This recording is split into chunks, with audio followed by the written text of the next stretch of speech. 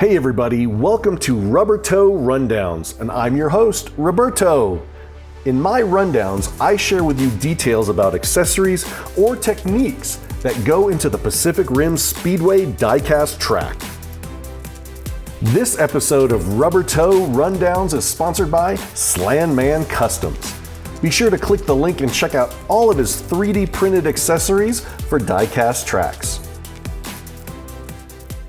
Hey everybody, today I'm going to be showing you a custom build that I made for one of our friends over at Chaos Canyon for their upcoming 5-stage rally tournament.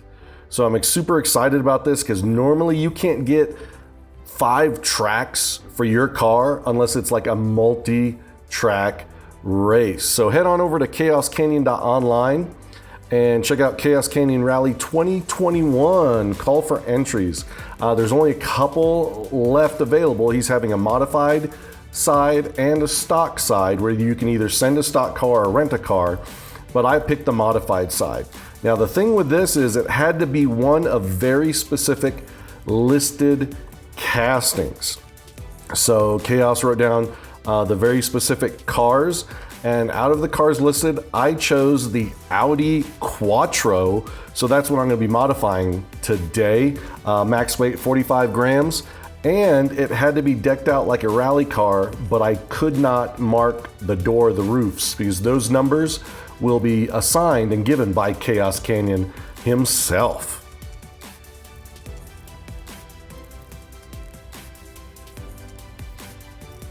So let's get started. Look at that. So I'm starting out with the red Audi Sport Quattro. I really like this casting. I've seen it's done well on the Chaos Canyon track previously. Wheels aren't too bad, but a lot of room to work with, and let's make this a sporty little rally car, shall we? Let's check out the weight. Stock weight is 36 grams, so I have about 9 grams to work with, which not a bad deal. All right, first up, I'm gonna take my 5/64 bit and drill a pilot hole. And if this is your first custom build video that you're watching, I drill a pretty deep pilot hole because it makes it a lot easier to pop that rivet out later. And anything and everything I use in this custom build video and others, I actually put a link in the description below. Yep, look how deep that pilot hole is. Then I'm going to take the 9/64 inch drill bit and drill out the rivet. And look at that, pops right out nice and clean because I've already drilled that deep pilot hole. I notice when I don't do the pilot hole, it's a lot harder to get that rivet to pop out. Well, not a lot harder, it's just I risk drilling the plastic chassis by going too deep with the bigger bit. Look at that, nice and clean. And everything I do use in the video will have a link below in the description. So let's separate the bits, the chassis, the interior, the windshield, and there we go, there's the body. Nice clean holes on those posts. So next up, I'm going to put a little drilling oil, a little cutting oil, 1 drop into each post. And by doing this, what I'm doing is the pilot hole wasn't deep enough, so I'm going to take that 5/64 inch bit and just make it a little bit deeper. And just so the bit doesn't heat up and seize, I'm just going to put a little drop of this cutting oil on each post just to make it easier. And after doing a couple of these custom build videos, I've improved my lighting and camera angles so you viewers can actually see a little bit better on what's going on. So I hope you guys and gals like it. If you have any suggestions of anything to improve on, I am more than happy to engage in conversation in the comments below. Also, if there's a car that you would like to see me customize and mod, put that in the comments as well. Most of these cars that I'm building are for tournaments, And so I am also featuring the tournament as you saw in the beginning of this video. So if you are having a tournament and you would like Monster Motorsports to send you a car, let me know. And here we go. This is a 256 tap. Again, tapping is just preference. Everyone has their own preference. The die-cast metal is soft enough to drive a screw into it, but I just like the ease of tapping and using a screw and driving it into an already tapped, threaded post. And I have the tool anyway, so I'm gonna use it.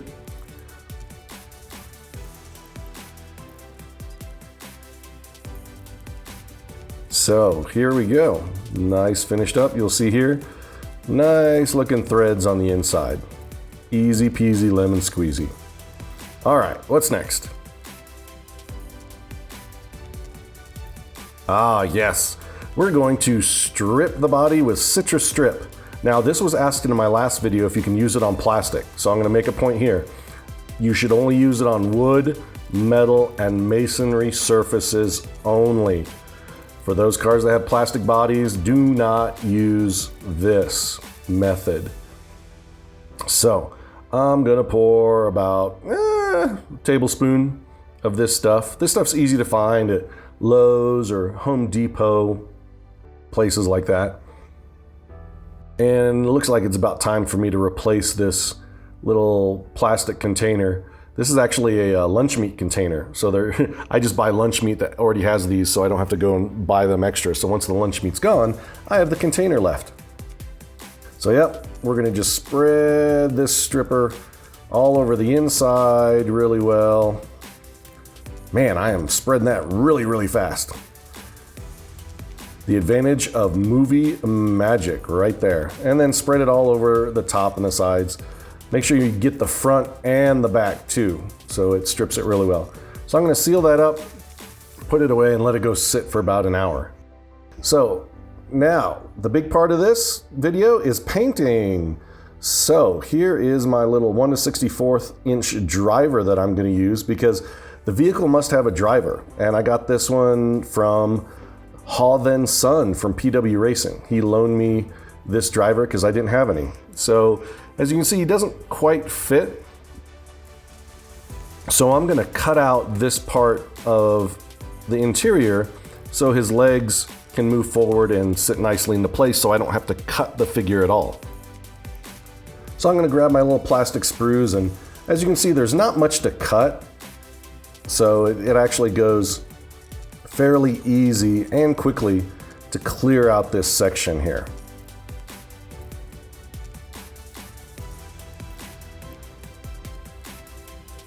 All right, there it is.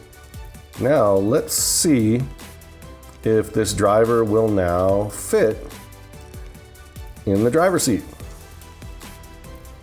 Come on, get in there. I don't want to break him. His arms are fragile. And if you know where fragile, where that movie reference comes from, put it in the comment below. Looky there, fits nice. Nice, I like that. And as you can see, it's not going below the interior, so I don't have to worry about that.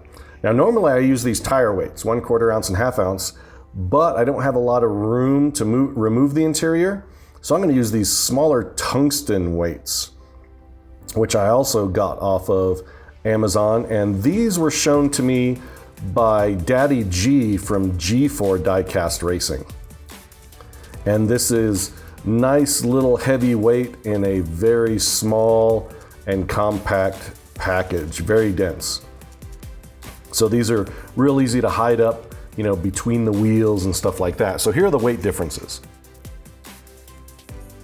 The 1/4 ounce tire weight adds about 6 grams.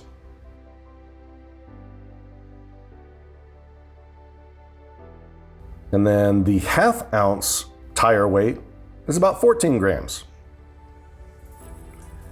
And the tungsten cube, that weighs about 4 grams. So I've got a 4 gram, a 6 gram, and a 14 gram. So I really can't get the 1/4 ounce in there without significantly cutting out the interior, but Chaos is all about how the car looks and being realistic. So I think I'm gonna put this tungsten weight in the middle back right here. So let's see if there's a spot for it on the underside of the interior. So right there, I'm gonna put it right there. It's a little bit further to the rear than I would prefer, but it's gonna be easy. So I'm just gonna super glue it into the back. And right there, look at that, movie magic. So it's nice seated, it's centered. And a lot of the derby, Pinewood Derby racing, they make it right in front of the rear axle anyway. So we'll see how this goes, because KS is gonna have a lot of jumps and stuff like that. Now I'm gonna prime it. I like to use Army Painter Primer. I'm gonna use the matte white. And the reason why I like to use Army Painter Primer is because it's a very, very fine mist and it goes on super even. So here you can see I primed the interior. Sorry, it's with the lighting, it's gonna wash out a little bit. It's kind of hard to see the details, but yes, it goes on very even and I really like it. It goes on a lot more even than just regular spray paint you get at a hardware store. So here's the driver figure, which I've painted white, and you can see he's actually 3D printed, so you can see all the layering, but he's also got a harness, a safety harness. So I'm gonna paint that separately as well. Sorry for the shaking, it's just trying to hold this little guy super close to the camera. Here's just a little shake. So here we go. I like to use, again, Army Painter brushes. I like to use a very fine tip. Here's the product code if those are interested. And again, I'll put a link down in the description below. And you notice these don't have round handles. These have triangular handles, which are a lot more easier to hold and get a grip. And I really, really like them. I also use Americana acrylic paint. Very inexpensive, goes on a lot of surfaces. I think I get those like for $1.25 at Hobby Lobby. And then Army Painter Shining Silver Metallics. I like the metallics from Army Painter because they really do pop. So we're gonna start with some metallic silver because I want to paint the roll cage of the interior. So I'm just gonna take, and again, you see I only put a little dab onto the paper plate, and I just use this is actually the larger of the two brush tips that I have, and I just take my time and just get the entire roll cage painted silver. Now the Army Painter takes a little bit longer to dry, so we'll just fast forward here, and there you go. Nice shimmering silver look. I've tried the silver in the acrylics and it just doesn't shine and shimmer as much as the Army Painter. So now I'm gonna take the acrylic orange and I'm gonna paint the seats because I like basketball color leather seats. I saw it once, and so I'll never be able to afford basketball leather seats in a car. So you know what? I might as well paint them in all my interiors. So every car that I build and submit that still has the interior, this is one of my little signature things to do is I actually paint the interior so you can see it through the window. Let's see how this looks finished. So there you go. Nice basketball colored seats. And I also paint the shifter and the steering wheel because, you know, those would be leather covered too, in my opinion. Now there's some black accents. These are the bits that you can actually see through the top of the hood. I'm not a car guy, have no idea what these are other than some kind of air type vent going in or out. If you know what these actual pieces are on the real Audi Quattro, put it in the comments below. I'd be very interested to hear what this part of the car really is. So I want to, you know, make those stand out. And since the interior is not black anymore, so I want to paint those up. So there you go. We've got the seats, the roll bars, the shifter, the steering wheel, and little underhood accents painted on that. So now let's paint the driver. So I'm actually gonna paint the helmet pink.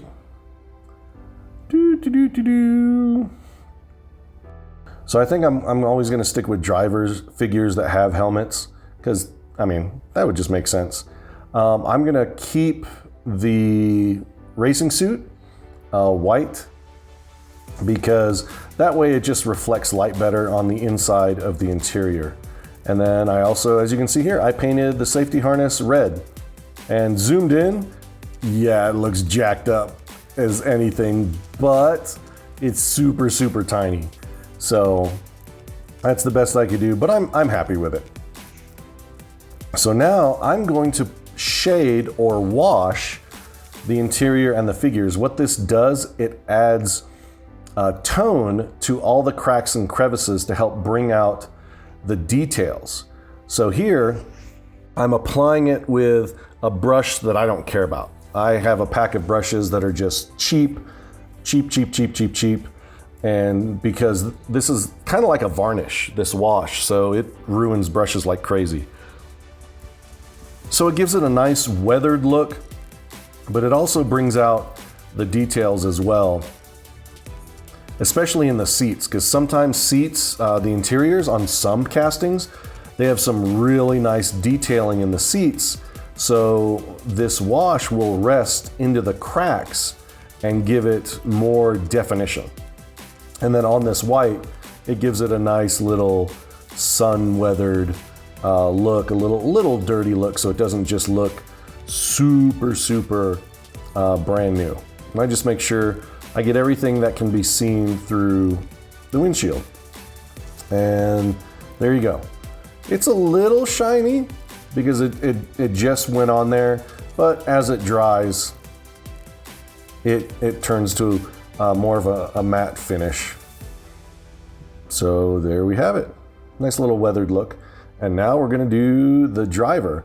And what's really cool is once I put it in the drivers where his eyes are, you really can see his facial features. Now, sorry that the footage is a little blurred. This is like zoomed in at 300%, just to give you an idea of what I'm doing. But I'll give you a close-up once I'm finished here. So again, making it look a little dirty so it's not as white. Here we go. Let's look at it. Here's a little bit more clearer picture. So see, you can see how the wash fills in the cracks. Let's get, come on, focus. Focus. Well, probably if I wouldn't move as much. But yeah, just gives it more of a realistic look and feel, and you can kind of see his nose and where his eyes are in that helmet as well. So I'm gonna put those off to the side and let them dry, and we're gonna go back to the body that's being stripped. And as you can see, it actually came out really nice. And this was actually only in there for about an hour and a half, really. Doesn't take very long. Some castings, the paint comes off really quick. Others just take way longer. So there's the bare casting. And as you can see, there's still some rough surfaces, so I'm just gonna hit it with some steel wool. This is for two purposes. One, it kind of buffs it out, but if there's any residual paint from the original paint in those cracks, it also gets those out as well. So there you go. You can see it's nice and shiny and smooth. So here's something different. Normally I wait until the very end of the build to dry lube the car, but the graphite gets all over the paint job and the body and everything like that. So now what I've done is I've reassembled all the bits of the car. I have not screwed in the screws yet. I just kind of hold it all together, and now I graphite it.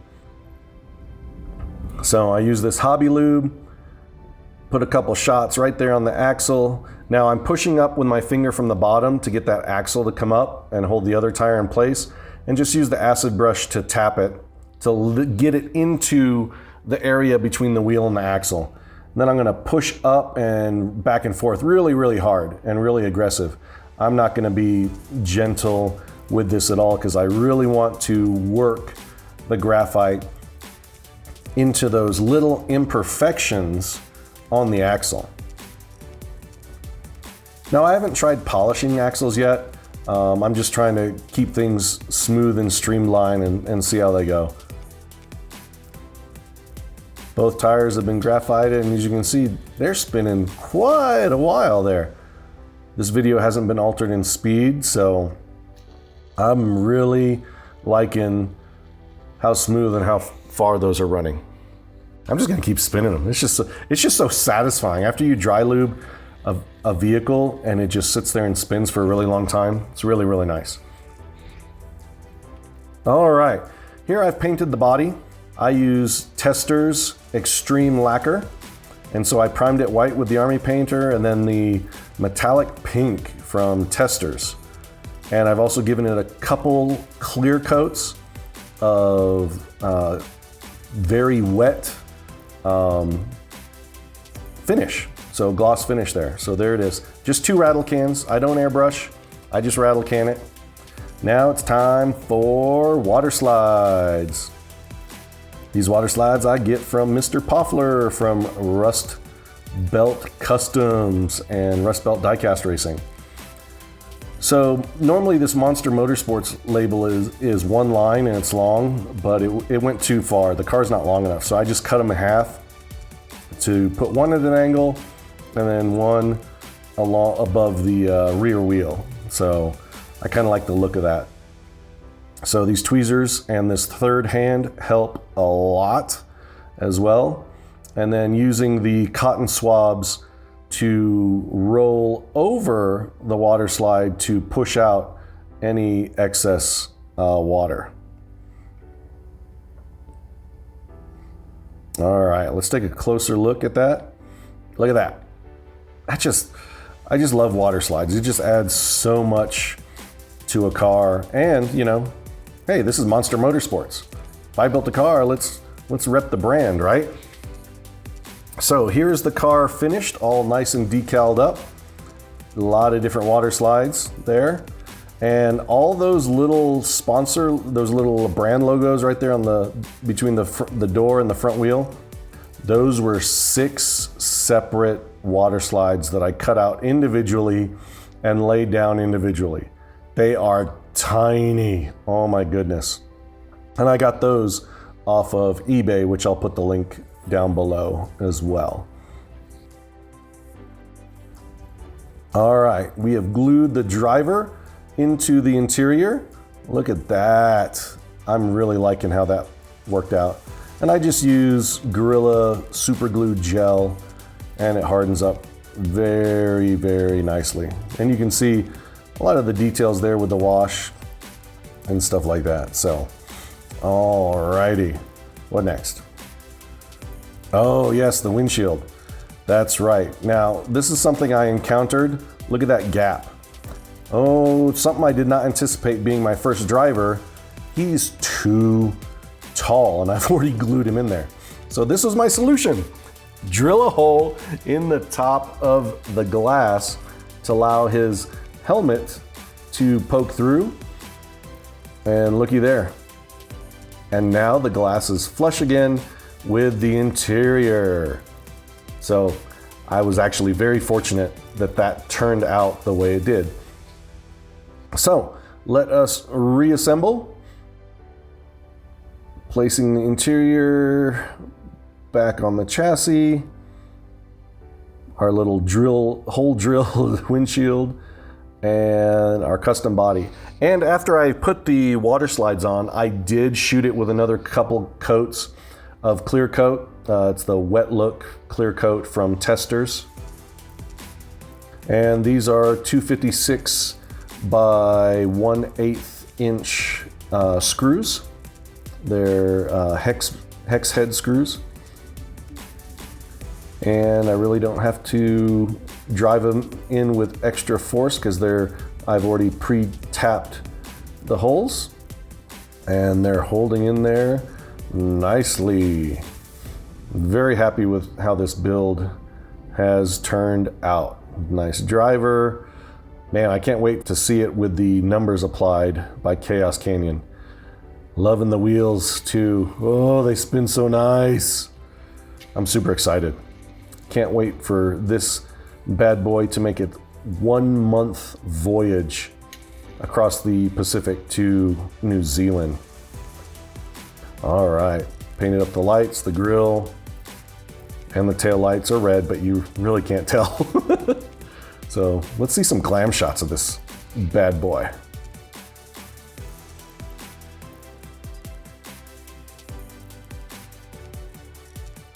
And there she is in the new Monster Motorsports Diecast garage. Looking good. I have not come up with a name for the car yet, so if you have a name suggestion for this car, put it in the comments below, and I'll pick one of those.